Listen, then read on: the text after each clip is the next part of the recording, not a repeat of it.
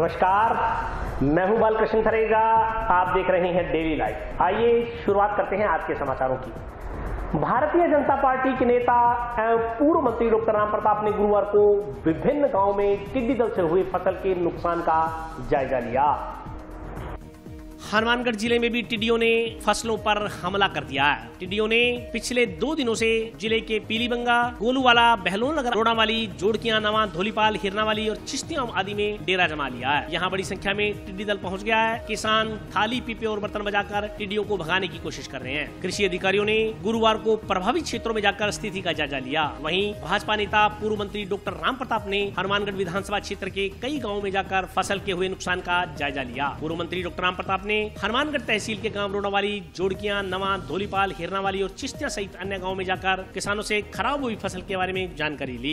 इस दौरान पूर्व सरपंच नरेंद्र डोटासरा, प्रेम गोदारा, राजेश खिचड़, इकबाल सिंह, देवेंद्र बराड़ सहित अन्य भाजपा कार्यकर्ता उनके साथ थे। आज पूर्व सिंचाई मंत्री डॉक्टर राम प्रताप जी ने फसलों में टिड्डी के हुए नुकसान का ग्राम पंचायत नवा, रोडावाली, जोड़कियां, 6-8 LLW, हिरनावाली तथा चिश्तिया में जाकर के मौका मुआयना किया तथा उच्चाधिकारियों को टिड्डियों द्वारा जो फसलों के नुकसान हुआ है उससे अवगत करवाया तथा उच्चाधिकारियों को तुरंत ही प्रभावित इलाके में पहुंचकर किसानों के लिए दवाइयों की व्यवस्था व भविष्य में उनको मुआवजा मिल सके इसके लिए निर्देशित किया है। और डॉक्टर साहब ने किसानों के साथ हर पल खड़े होकर के इस बात का भी आश्वासन दिया कि भविष्य में वैसी परेशानी आएगी तो वो प्रशासन को जागरूक करते रहेंगे। मार्क्सवादी कम्युनिस्ट पार्टी कार्यकर्ताओं ने प्रदेश सरकार से 4 महीने के बिजली के बिल माफ करने की मांग की है। गुरुवार को माकपा कार्यकर्ताओं ने प्रदर्शन कर विद्युत विभाग के अधीक्षण अभियंता को मुख्यमंत्री के नाम ज्ञापन सौंपा।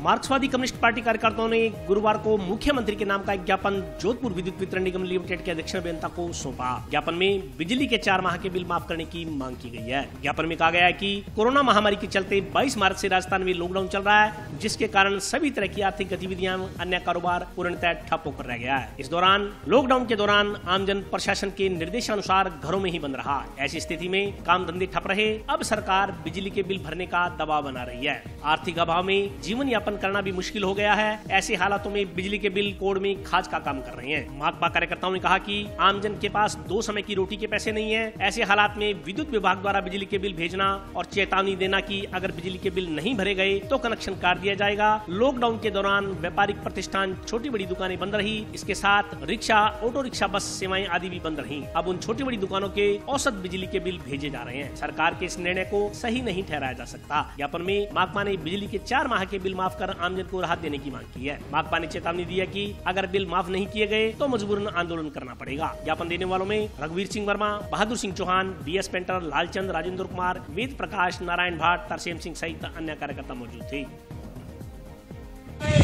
जनता को खाने की व्यवस्था की जाए और आम आदमी के रोजगार की व्यवस्था की जाए, लेकिन उल्टा हम देख रहे हैं कि बिजली के जो बिल जिस प्रकार से माफ करने की बात दूर लगातार लोगों को बिल पहुंच रहे हैं और ये कहा जा रहा है। भारतीय कम्युनिस्ट पार्टी मार्क्सवादी द्वारा यहाँ जो मुख्य अभियंता है सहायक नेता, उनको ज्ञापन दिया गया है इस बात को लेकर कि लॉकडाउन के चलते सारे कारोबार, सारे व्यापार बंद रहे हैं और गांव में ये अलॉटमेंट किया जा रहा है कि बिजली के बिल भरो नहीं तो कनेक्शन काट देंगे, आपके पेनल्टी लगेगी। तो इस बात को लेकर आज प्रदर्शन किया गया और मुख्यमंत्री के नाम ज्ञापन दिया गया कि बिजली के जो बिल है 4 महीने के माफ करने चाहिए, माफ होने चाहिए। 90,000 करोड़ रुपए बिजली कंपनियों को दे दिया, तो बिजली कंपनियां इसके अंदर पहल करते हुए, राजस्थान सरकार इसकी पहल करते हुए बिजली के बिल माफ करे।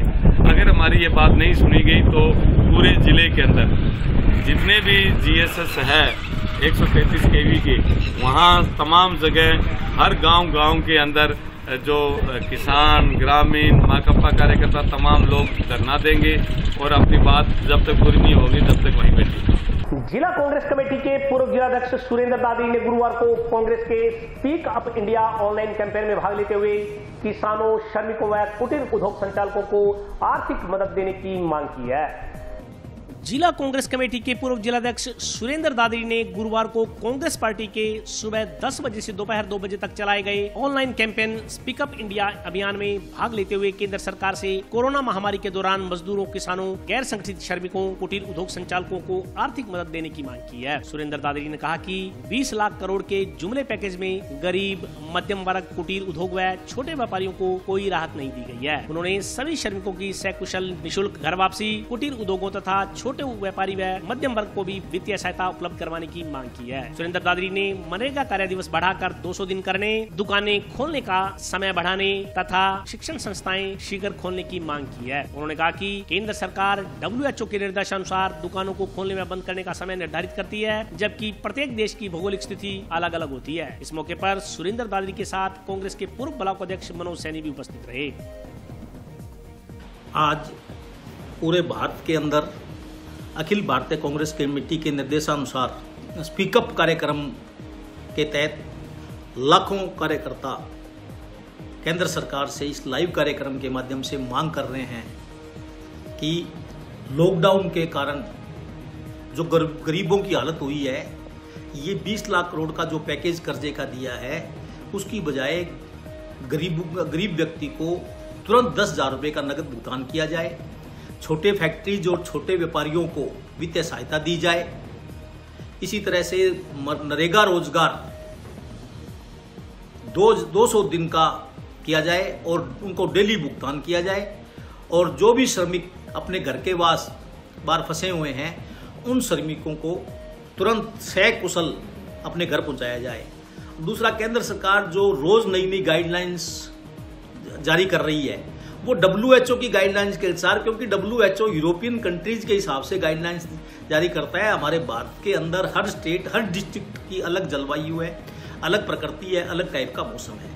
तो राजस्थान के अंदर जिस तरह से 6 बजे मार्केट बंद होने का टाइम दे रखा है, लेकिन सारे व्यापारी पिछले 7 दिन से चिल्ला रहे हैं कि दोपहर में 1 बजे से 6 बजे के बाद में इतनी भयंकर गर्मी होती है राजस्थान के अंदर कि कोई भी ग्राहक बाहर नहीं निकलता। इसलिए पहले 60 दिनों से रोजगार ठप थे और अब और ज्यादा ठप हो रहे हैं। इसलिए इस 6 बजे के टाइम को बढ़ाया जाए और केंद्र सरकार अपनी नाकामियों पे पर्दा डालने की बजाय व्यवहारिक जो तकलीफें हैं आम जन की, व्यापारियों की, छोटे इंडस्ट्रीज की, उसको समझे और ईगो को छोड़ के जो विरोधी राजनीतिक विपक्ष है उनको कॉन्फिडेंस में लेके, जनता का सामाजिक संगठन है उनको कॉन्फिडेंस में लेके आगे की कार्रवाई की जाए। जैसे राहुल गांधी जी पूछ रहे हैं कि लॉकडाउन तो 60 दिन का हो जाएगा, उसके बाद अर्थव्यवस्था के ऊपर आपका क्या नीति है। लेकिन अभी तक, जैसा परसों मैंने पेपर में पढ़ा कि इनके सलाहकारों ने, मोदी जी के सलाहकारों ने ये राय दी कि 14 दिन के अंदर कोरोना खत्म हो जाएगा, 21 दिन में खत्म हो जाएगा। लेकिन अब 60 दिन का लॉकडाउन होने के बावजूद आज कोरोना के पेशेंट बढ़ रहे हैं। जिस दिन लॉकडाउन स्टार्ट किया उस दिन तो 500 पेशेंट थे और आज लॉकडाउन में जब रिलैक्सेशन दे रहे हैं 1,75,000 पेशेंट हो गए। और जिस तरह की एक्सपर्ट्स की राय आ रही है कि जून जुलाई में भयंकर बढ़ेगा, तो सरकार को जांच बढ़ानी चाहिए, लोगों के स्वास्थ्य के लिए और बजट जारी करना चाहिए। और ये सार्वजनिक पार्कों के अंदर जो घूमने के लिए लोग जाते हैं, उसके अंदर भी एक नई है कि 7 बजे का टाइम सार्वजनिक पार्क खोलने का है। तो सार्वजनिक पार्क 5 से 6 के बीच में खोले जाएं। और कॉलेज के अंदर आज शैक्षणिक गतिविधियां बंद है, लेकिन स्टूडेंट्स की जो खेल कूद की गतिविधियां वो भी बंद कर रखी है। आज स्टूडेंट को खेलने के लिए जाना हो, घूमने के लिए जाना हो, तो स्टूडेंट कहां जाए? तो स्टूडेंट्स के लिए खेल कूद की गतिविधियां तुरंत प्रभाव से शुरू की जाए और गरीब आदमी को राहत देने के लिए, जैसे मैंने कहा, 10,000 रुपये नगद तुरंत दिए जाए। नेहरू मेमोरियल विधि स्नातकोत्तर महाविद्यालय के छात्रों ने पुलिस निरीक्षक विष्णुदत्त बिश्नोई के आत्महत्या प्रकरण की CBI जांच करवाने की मांग को लेकर मुख्यमंत्री के नाम का ज्ञापन जिला कलेक्टर को सौंपा। राजस्थान पुलिस के जाबाज, ईमानदार व कर्तव्यनिष्ठ पुलिस निरीक्षक विष्णुदत्त बिश्नोई की ओर से संदिग्ध परिस्थितियों में आत्महत्या कर लेने के प्रकरण की निष्पक्ष जांच CBI से करवाने की मांग लगातार मुखर हो रही है। प्रदेश भर के अलग अलग जिलों में रोजाना इस मांग के संबंध में सरकार को मांग पत्र भिजवाए जा रहे हैं। इसी कड़ी में गुरुवार को टाउन के नेहरू मेमोरियल विधि स्नातकोत्तर महाविद्यालय के छात्रों ने मुख्यमंत्री के नाम का ज्ञापन जिला कलेक्टर को सौंपा। प्रतिनिधिमंडल में शामिल छात्रों ने बताया कि चूरू जिले के राजगढ़ थाना प्रभारी पुलिस निरीक्षक विष्णुदत्त बिश्नोई की ओर से थाना परिसर स्थित अपने क्वार्टर में आत्महत्या कर लेने से प्रदेश देशवासी स्तब्ध हैं। संदिग्ध परिस्थितियों में हुई मौत को लेकर संपूर्ण राज्य में रोष का माहौल है। उन्होंने कहा कि विष्णुदत्त जैसे ईमानदार और कर्तव्यनिष्ठ अधिकारी की ओर से इस तरह से आत्महत्या करने से राज्य की प्रशासनिक व्यवस्था पर गंभीर सवाल खड़े होते हैं। उन्होंने कहा कि विधायकों और विभिन्न जनप्रतिनिधियों की ओर से इस प्रकरण की जांच सीबीआई से करवाने की मांग की जा रही है, जो इस मामले की गंभीरता को देखते हुए उचित है। अगर इस मामले की सीबीआई जांच होती है तो इससे पीड़ित परिवार को न्याय मिलने के साथ साथ भविष्य में भी ऐसी घटनाओं की पुनरावृत्ति रोकने के लिए प्रभावी कदम उठाए जा सकेंगे। इस दौरान रोबिन सिंह, मानवेंद्र भादु, शाहबाज खान सहित कई युवा मौजूद थे। जैसा कि सर्वविदित है, राजगढ़ थाने के थानाधिकारी श्रीमान विष्णु जी ने आत्महत्या कर ली। उस आत्महत्या से संपूर्ण राजस्थान खून के आंसू रो रहा है। हम जोर की अगर भावनाओं को देखा जाए और अखबारों में अगर पढ़ा जाए, अखबारों को अगर हम निचोड़े तो उनसे खून टपकने लग जाए। इतना दुख प्रत्येक नागरिक के मन में, और सबके मन में ये शंका हो रही है कि ऐसा जाबाज शेरदिल इंसान कैसे आत्महत्या कर सकता है। जिस तरह गोवर्धन सिंह जी से उन्होंने वार्तालाप में सोशल मीडिया पर बताया मेरे ऊपर दबाव है, वो दबाव किसका था ये जनता के सामने आना चाहिए। किस वजह से ऐसे अधिकारी मिलना मुश्किल ही नहीं नामुमकिन है। 10 टॉप 10 जैसे एक अधिकारी ने बताया कि टॉप 10 अधिकारियों में से एक था। ये गिने चुने हैं ऐसे अधिकारी अगर आत्महत्या करेंगे तो ये सबके लिए दुख का विषय है। हनुमानगढ़ ही नहीं, पूरे राजस्थान में जनता ये चाहती है कि सीबीआई की जांच हो। माननीय बड़े बड़े केंद्र सरकार के मंत्रियों ने भी माननीय मुख्यमंत्री महोदय से निवेदन किया है और अन्य जनप्रतिनिधियों ने भी निवेदन किया। इसी कड़ी में आज हम कलेक्टर साहब के माध्यम से मुख्यमंत्री साहब को ज्ञापन भेज रहे हैं ताकि सीबीआई मामले की जांच और जल्द से जल्द जांच हो। कोरोना संकट को देखते हुए टिब्बी में कांग्रेस कार्यकर्ताओं द्वारा जन सहयोग से एकत्रित किया गया 100 क्विंटल गेहूं गुरुवार को जयपुर के लिए रवाना किया गया।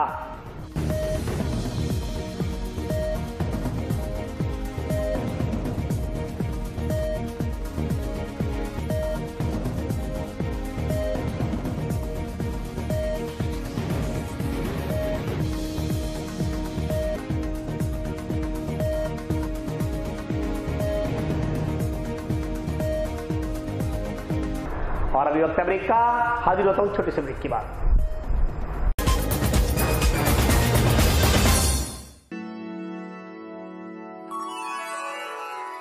यूं तो कई बार मुझे हंसते देखा है, पर ये हंसी कुछ और है।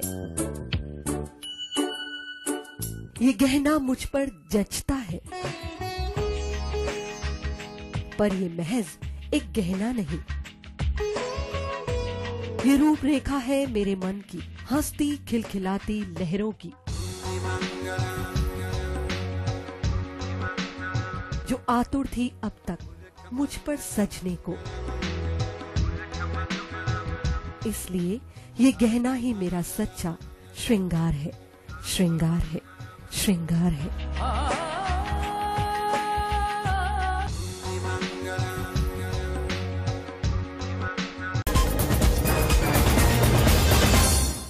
ब्रेक के बाद स्वागत है। आइए नजर डालते हैं अगले समाचारों पर। रसोई गैस के भुगतान के लिए भारत पेट्रोलियम कॉर्पोरेशन लिमिटेड ने डिजिटल ऐप आरंभ किया है। इस संदर्भ में भारत गैस एजेंसी के स्थानीय डीलर अंजनी चाचान ने विस्तार से जानकारी दी।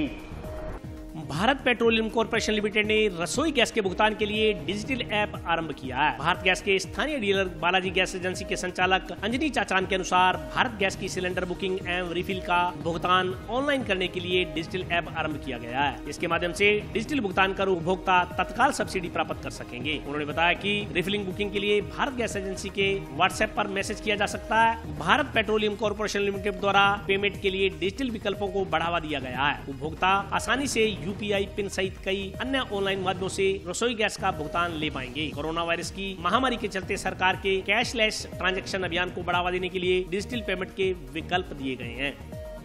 ये भारत पेट्रोलियम ने जो ये कोरोना काल चल रहा है, इसमें ग्राहकों को ज़्यादा से ज़्यादा सुविधा देने के लिए व्हाट्सएप के द्वारा बुकिंग स्टार्ट कर दी है। इसके लिए कस्टमर को क्या करना पड़ेगा, अपने जो हमारा हेल्पलाइन नंबर है उसको अपने यहाँ भारत गैस के नाम से सेव कर ले और उस नंबर पे सिर्फ HI हाई लिख के भेजें, आपकी बुकिंग हो जाएगी। नंबर 1। दूसरा, आपके पास मल्टीपल ऑप्शन पेमेंट देने के लिए कर दिया डिजिटल ट्रांजैक्शन के लिए, जैसे कि आप पेटीएम, अमेजोन पे, गूगल पे, फ़ोन पे और इवन फ्लिपकार्ट पे भी बुक कर सकते हैं। इसके अलावा अपने रुपे कार्ड से भी अगर आप पेमेंट करते हैं स्वाइप मशीन में या पेटीएम मशीन में, तो आपका कोई चार्जेस भी नहीं लगेगा। इवन कुछ कंपनी स्कीम कैशबैक भी दे रही है। तो ग्राहकों से अनुरोध है कि नकद पैसे देने की जगह ज़्यादा से ज़्यादा शहरी कस्टमर तो 100% अपना पेमेंट डिजिटल पेमेंट से करें, ताकि हमने एक स्लोगन भी दिया है कि कैश नहीं छूना, कोरोना को दूर भगाना है। तो यानी अगर आप कैश में डीलिंग नहीं करेंगे तो आपको एक तरह से कोरोना से बचने के लिए एक कन्वीनियंट रहेगा। और जो हमारा स्टाफ डिलीवरी मैन आ रहा है उसको भी सुविधा रहेगी कि उसे कैश हैंडल नहीं करना पड़ेगा। और साथ ही साथ सरकार का जो डिजिटल ट्रांजैक्शन बढ़ाने का अभियान है उसको भी प्रोत्साहन मिलेगा।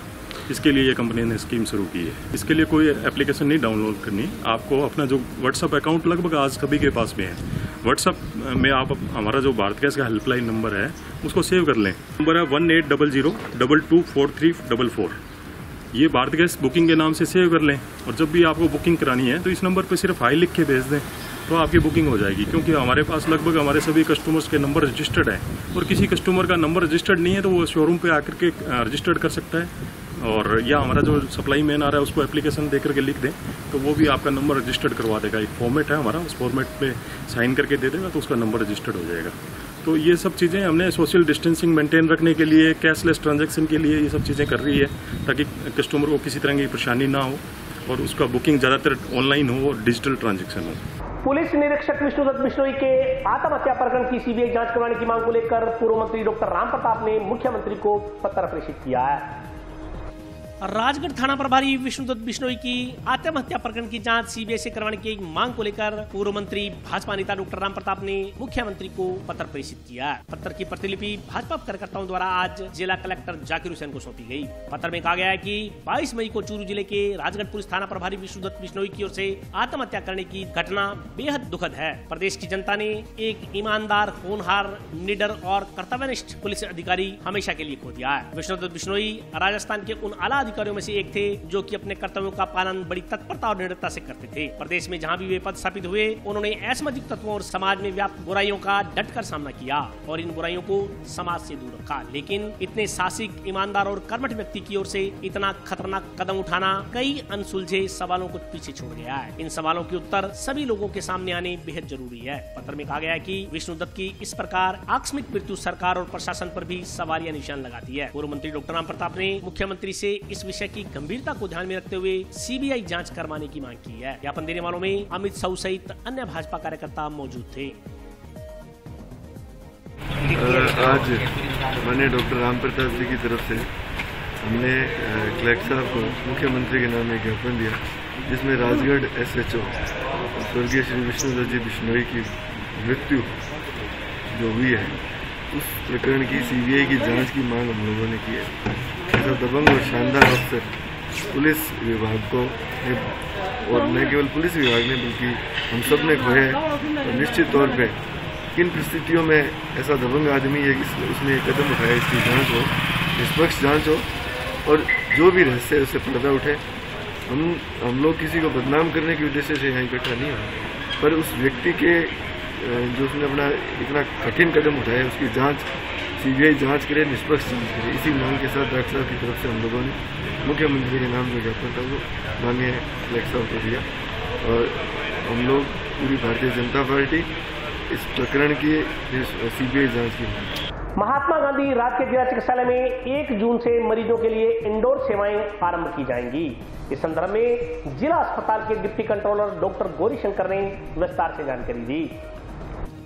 कोरोना संक्रमण के चलते महात्मा गांधी राजकीय जिला चिकित्सालय में इंडोर सेवाएं प्रभावित हो रही थी। अस्पताल प्रबंधन ने इस संबंध में 1 जून से इंडोर सुविधाएं शुरू करने की जानकारी दी है। इस संदर्भ में जानकारी देते हुए जिला अस्पताल के डिप्टी कंट्रोलर डॉक्टर गौरीशंकर ने बताया कि कोरोना मरीजों के लिए अस्पताल में अलग से कोरोना वार्ड स्थापित कर दिया गया है। 1 जून से मरीजों के लिए इंडोर की सुविधाएं आरंभ कर दी जाएंगी। इससे मरीजों व उनके परिजनों को काफी राहत मिलेगी। जिला अस्पताल में कोरोना मरीजों की जाँच हेतु सुविधाएं भी जल्द शुरू हो सकती है। डॉक्टर गौरीशंकर ने इस संदर्भ में जानकारी देते हुए बताया कि प्रदेश सरकार के निर्देशों के बाद चिकित्सा विभाग द्वारा एक पत्र जारी किया गया था। पत्र में कहा गया कि जल्दी ही चूरू से 2 चिकित्सकों की ड्यूटी जिला अस्पताल में लगाई जाएगी, जो स्थानीय चिकित्सकों को कोरोना जाँच के लिए प्रशिक्षित करेंगे। इसके अलावा भादरा में मिले 7 कोरोना पॉजिटिव मरीजों की कॉन्ट्रैक्ट हिस्ट्री भी रैपिड रिस्पांस टीम द्वारा ट्रेस की जा रही है। उन्होंने बताया कि कोरोना पॉजिटिव मरीज मुंबई से आए थे, जिन्हें राजकीय विद्यालय में क्वारंटाइन किया गया था। उनके संपर्क में आए स्थानीय प्रबंधन के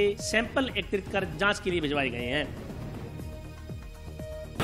1 तारीख से हॉस्पिटल पूरा चालू होने की संभावना है। कोशिश चल रही है कि पूरा हॉस्पिटल फिलहाल medical OPD, surgical medical ward चल रहा है, आईसीयू चल रहा है, डी वार्ड चल रहा है, बर्न वार्ड चल रहा है और उसके अंदर सर्जरी वार्ड माइट्रोमा में चल रहा है और एमसीजी पूरी यूनिट संचालित है।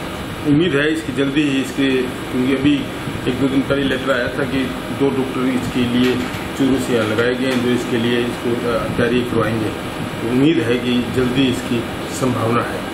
वो जैसे बॉम्बे से आए थे, तो जैसे मेरे पास सूचना आई थी कि वो ऑलरेडी पहले से ही वहाँ अजीतपुरा में स्कूल के अंदर क्वारंटाइन थे। जैसे आए थे, जैसे उनको क्वारंटाइन रखा हुआ था और इस पॉजिटिव आने के बाद में उनको अपने यहाँ भादरा में ही रखा गया है। उनकी भी ना कुछ टाइम बाद में, जैसे 5-7 दिन बाद में या कुछ साइन सिम्टम आते हैं, तो उनकी भी जांच करवाई जाएगी। देशव्यापी लॉकडाउन के चलते प्रॉपर्टी डीलिंग का काम करने वाले लोग आर्थिक बदहाली का सामना कर रहे हैं। स्थानीय प्रॉपर्टी डीलरों ने सरकार से उन्हें न्यूनतम दरों पर ऋण उपलब्ध करवाने की मांग की है।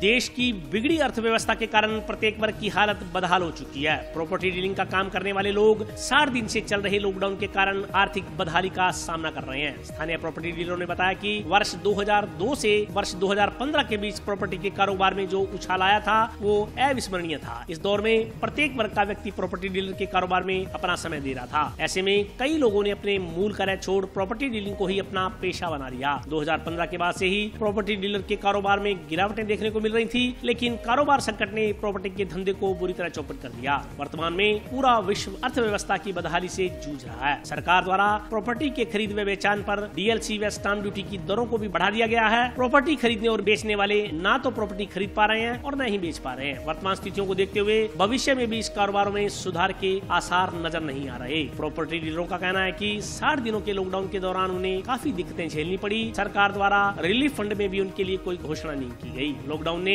प्रत्येक कारोबार को प्रभावित किया है, लेकिन कई कारोबार ऐसे हैं जिनका भविष्य अंधेरे में है, क्योंकि मनोवैज्ञानिकों के मुताबिक कोरोना काल बेहद लंबा चलने वाला है। स्थानीय प्रॉपर्टी डीलरों ने सरकार से उन्हें न्यूनतम दरों पर ऋण उपलब्ध करवाने की मांग की है, ताकि वे अपनी आजीविका चला सकें। बहुत ही जबरदस्त प्रभाव पड़ा है। इसके अंदर पहले ही 4 साल से कोई किसी तरह की प्रॉपर्टी का कार्य जगह वैसे अर्थव्यवस्था के कारण भारतीय अर्थव्यवस्था जो डाउन हो गई थी, उसके अंदर सबसे बड़ा जो है इफेक्ट पड़ा तो वो प्रॉपर्टी पर ही, रियल एस्टेट पर पड़ा, जिसके अंदर 4 साल से आज 5 साल से वैसे ही काम रुके हुए थे और बहुत ही नीचे डाउन आ गए थे। उसमें दामों की भी गिरावट आई हुई थी। आज इस कोरोना के चलते हुए जो लॉकडाउन चला, ये 60 दिन चला या आज तक, जैसी आज की स्थिति भी यही पोजीशन है कि आज के दिन कहीं कोई ग्राहक नहीं है, किसी भी चीज का किसी भी मॉल में कोई दाम नहीं लगा। दूसरा प्रोत्साहन, इनको गवर्नमेंट ने किसी तरह के प्रॉपर्टी डीलर को जो है कोई भी प्रोत्साहन या किसी तरह की सहायता राशि या किस तरह से आज बिजली के बिल या किसी तरह के घर के किराए हैं, भाड़े हैं, वो वैसे के वैसे उसी जगह पे चल रहे हैं। उसमें कहीं कोई बच्चों की फीसें हैं कोई कम नहीं हुई। हाँ, ये जरूर है, ठीक है जी, लॉकडाउन में ये नीति थी कि वो बच्चों को स्कूल नहीं जाना या स्कूल शिक्षा से, ये तो सरकार के थे बहुत बड़े ही अच्छे सराहनीय कार्य। अब इसके अंदर प्रॉपर्टी डीलर के मामले में ये हुआ, प्रॉपर्टी के मामले में किसी तरह की जैसे स्टाम्प ड्यूटी है, इसके ऊपर इन्होंने लॉकडाउन के दौरान 10% सरचार्ज और बढ़ा दिया। इसका क्या कारण है? कोई मतलब ही नहीं। आज प्रॉपर्टी के मामले में ये परिस्थिति आ गई है कि जो भी प्रॉपर्टी है, किसी ने कोई सौदे किए, आज संबंध उनके उनके संबंधों में खटास आ गई। कोई तो उनकी डेटें बढ़ा रहा है, कोई जो है डेट नहीं बढ़ा रहा, तो उनकी पंचायती आ गई किसी तरह की। और एक जो है कई तरह के सौदे भी कैंसिल हो रहे हैं, और बैंकों के लोन किसी हाउसिंग के सिस्टम में, कोई प्लॉट के सिस्टम में कोई लोन लिया हुआ है पट्टे संबंधी चीज पे, वो लोन जो है बैंक तो अपना पूरा का पूरा लेगी, 2 महीने रुक के ले लेगी, लेकिन पूरा लेगी। और इस बात का बहुत बड़ा इफेक्ट पड़ा है। आज प्रॉपर्टी डीलर जो 1% की ब्रोकरेज पे काम करते थे बेचारे, आज उनको ये काम छोड़ के रेडियां चलाने पे मजबूर हो गए। क्यों? सब्जी की रेडियां, फ्रूट की रेडियां वो लगा सकते हैं, कोई मास्क बना सकते हैं, वो मास्क बना के बेचारे बेच रहे हैं, कोई किसी तरह का ऐसा कार्य करे। आज इन प्रॉपर्टी डीलरों पे हमारे हनुमानगढ़ जिले के अंदर कम से कम 3000 से भी ज्यादा प्रॉपर्टी डीलर या ब्रोकर है मिला के। जो परिस्थिति ये हो गई है कि वो उनको खाने के भी लाले पड़ गए। तो कोरोना काल में वर्ष 2002 के बाद में जो प्रॉपर्टी में जो उछाल आया वो 2015 तक लगातार रहा। 2015 तक यानी 12-13 वर्षों में जो प्रॉपर्टी में जो उछाल आया वो अविस्मरणीय रहा। इसमें आम आदमी, चाहे वो पैसे से वकील हो, चाहे वो पैसे से डॉक्टर हो, चाहे वो व्यापारी हो, चाहे वो किसी भी वर्ग का हो, उन्होंने अपने मूल धंधे को छोड़ते हुए प्रॉपर्टी में अपना अधिकतम समय लगाना और अधिकतम जो है राशि का इसमें सदुपयोग किया। इन वर्षों में बहुत से लोगों ने अपनी आय भी मतलब कई गुना बढ़ाई है। उसके पश्चात 2015 के बाद में थोड़ा सा प्रॉपर्टी में जो है वो डाउनफॉल आया, और अब कोरोना काल के बाद में तो जो है वो एकदम प्रॉपर्टी में मतलब निम्न से भी निम्न हो चुका है। इसमें कोई भी व्यक्ति प्रॉपर्टी में ना तो इन्वेस्ट करना चाहेगा, ना ही तो प्रॉपर्टी खुद विचार करना चाहेगा। विचार तो इसलिए नहीं कर पाएगा क्योंकि डाउन रेट हो गए हैं, उसमें ली भी अच्छी रकम है तो डाउन तो वैसे नहीं कर पाएगा, और खरीद इसलिए नहीं कर पाएगा क्योंकि एक तो जो है वो राजस्थान सरकार का जो DLC की जो दर है वो एवरेज है, उसमें लगातार बढ़ोतरी की जा रही है। और रहा सवाल स्टाम्प ड्यूटी का, स्टाम्प ड्यूटी भी जो है वो प्रतिदिन उसमें बढ़ती जा रही है। इस मैटर में वैसे तो कुछ कहा नहीं जा सकता, लेकिन फिर भी ऐसी आशंकाएं हैं कि शायद जब तक ये स्थिति देश की रहेगी, देश की क्या पूरे विश्व की रहेगी, हर व्यापार मंदा रहेगा, प्रॉपर्टी तो मंदी जाएगी। प्रॉपर्टी के साथ साथ अन्य व्यवसाय जो भी हैं उनके बारे में भी कुछ नहीं कहा जा सकता। आम आदमी का जो है वो जीना बड़ा मुश्किल सा रह गया है। राज्य सरकार अगर इस ओर कोई ठोस कदम उठाए जिसके तहत DLC को कम करे, स्टाम्प ड्यूटी को कम करे, और तब तो हो सकता है कुछ संभावना है, अदरवाइज तो मुश्किल होता है। और आज के लिए बस इतना ही। कल फिर हाजिर होता हूँ नए समाचारों के साथ। तब तक आप स्वस्थ रहिए, प्रसन्न रहिए और लॉकडाउन के नियमों का पालन करते रहिए। नमस्कार।